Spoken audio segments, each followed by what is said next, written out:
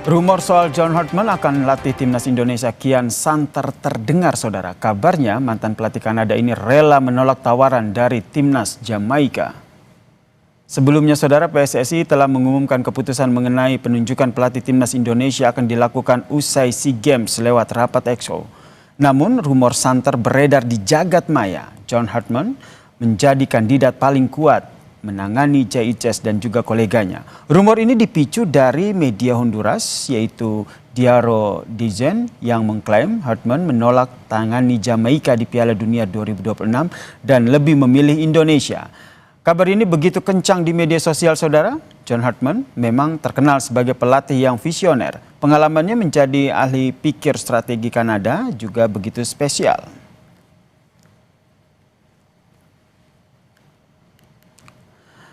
Pasca Patrick Kluivert dipecat Oktober lalu, saudara, PSSI langsung gencar mencari sosok yang layak untuk mengisi kursi kosong pelatih timnas. Setelah melakukan sejumlah wawancara di Eropa dan beberapa nama yang masuk dalam radar PSSI, beberapa nama yang dikaitkan dengan calon pelatih timnas antara lain ada Jesus Casas, ada Heimir Hallgrímsson, ada John Heitinga, dan juga ada John Hartman hingga Giovanni van Bronckhorst.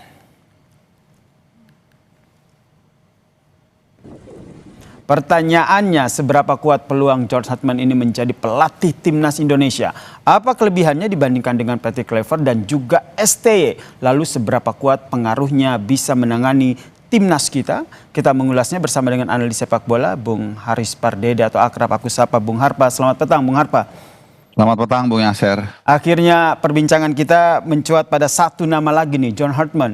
Anda sendiri sudah dapat kabar bahwa John Hartman ini berpeluang kuat jadi pelatih timnas kita?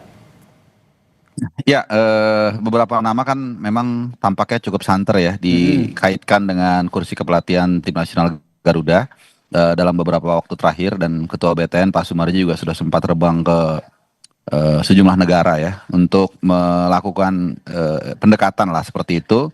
Dan di akhir-akhir dua nama mengkerucut, dan ini memang sesuai dengan apa yang direncanakan rundownnya oleh federasi. Jadi speknya diminta kepada direktur teknik kemudian memberikan beberapa kandidat, lalu kemudian PSSI melakukan pendekatan, dan finalisasinya nanti biasanya ada satu atau dua kandidat yang akan dipilih dalam suasana kolektif kolegial di federasi. Dua nama yang terakhir mengerucut itu kan, kalau kita dengarkan ada pelatih asal Belanda Giovanni van Bronckhorst dan juga John Hartman, ini pelatih asal Inggris. Nah, dan terakhir dalam mungkin 2 hari terakhir ya, nama John Hartman ini yang paling kencang kedengaran dikaitkan dengan kursi kepelatihan tim nasional kita menggantikan Patrick Kluivert. Oke. Ya. Dari menurut Anda, kalau di atas kertas nih, kita berbicara soal pengalaman dan juga track record dari John Hartman. Menurut Anda ini sudah mampu untuk melatih timnas kita? Kalau mampu melatih, ya pasti harusnya mampu melatih. Tapi apakah dia bisa deliver atau enggak, itu yang waktu akan membuktikan. Tidak ada jaminan nama besar, tidak punya nama besar, itu pasti akan linier dengan hasil akhirnya. Jadi nama besar tidak ada jaminan akan sukses, nggak punya nama besar pun bukan jaminan tidak akan berhasil atau pasti gagal. Yang pasti kita hanya bisa menduga-duga, kita hanya bisa menganalisa, dan ya ini negara demokrasi, kita bebas berbicara untuk melihat kira-kira seperti apa nih kecocokan antara pelatih baru nanti siapapun yang ditunjuk dengan suasana tim nasional kita. Bisa aja kita mungkin melihat tadinya kurang pas, tapi ternyata karena dia punya passion, memang dia punya kemampuan, lama-lama cocok juga. Tapi sebaliknya bisa kita pikir ini kalinya paling cocok, tapi begitu jalan ternyata gagal total. Jadi semua kemungkinan bisa. Yang bisa kita lakukan adalah menganalisa, sekali lagi karena kita adalah negara demokrasi, dan kemudian kita menunggu hasilnya nanti, karena kalau memang dia bisa membuktikan, pasti orang akan cinta juga dengan dia, dan kemudian akan bisa menatap masa depan. Menatap masa depan sepak bola Indonesia. Kalau kita sering berbincang, Bung Harpa, soal siapa kandidat kuat, kemarin sebelumnya kita bahas juga, tapi akhirnya terganti lagi nama yang baru, yaitu John Hartman. Menurut Anda nih, yang mungkin punya informasi-informasi orang dalam ini sudah kuat banget kah ini John Hartman akan menjadi kandidat pelatih timnas kita? Iya, terminologi yang bisa saya sampaikan atau kita sampaikan di sini hanya dia adalah kandidat yang paling serius yang mungkin melatih tim nasional Indonesia, karena sekali lagi ketok palunya kan nanti tetap di federasi. Dan harus sesuai melalui prosedur yang sudah diterangkan oleh Wakil Ketua Umum 1 PSSI Pak Zainuddin Amali di sebuah stasiun TV.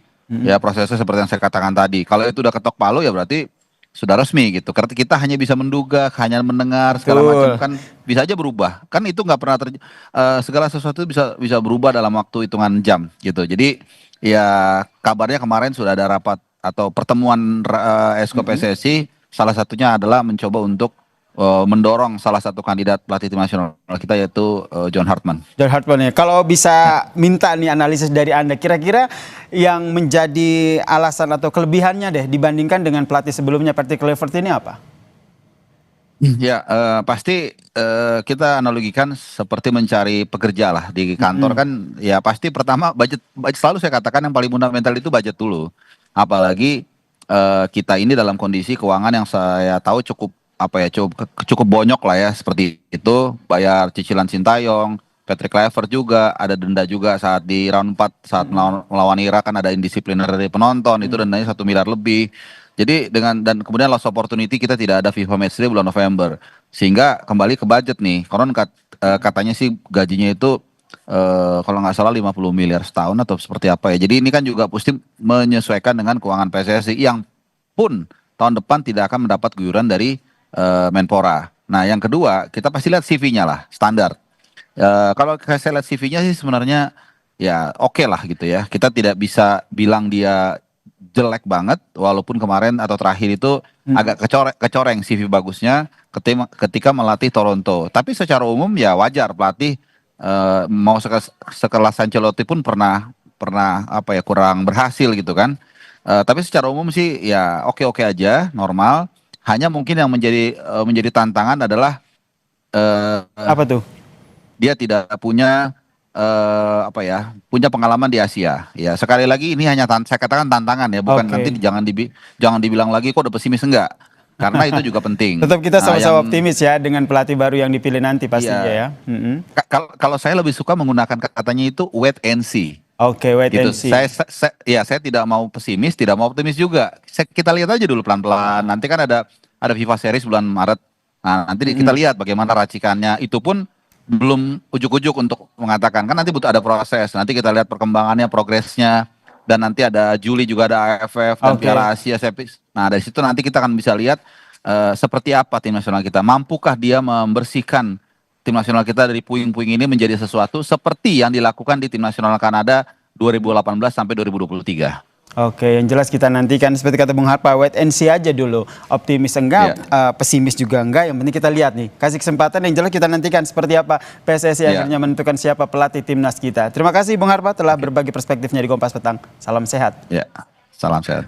Usai jeda saudara, Kompas Petang masih akan hadir dengan informasi usai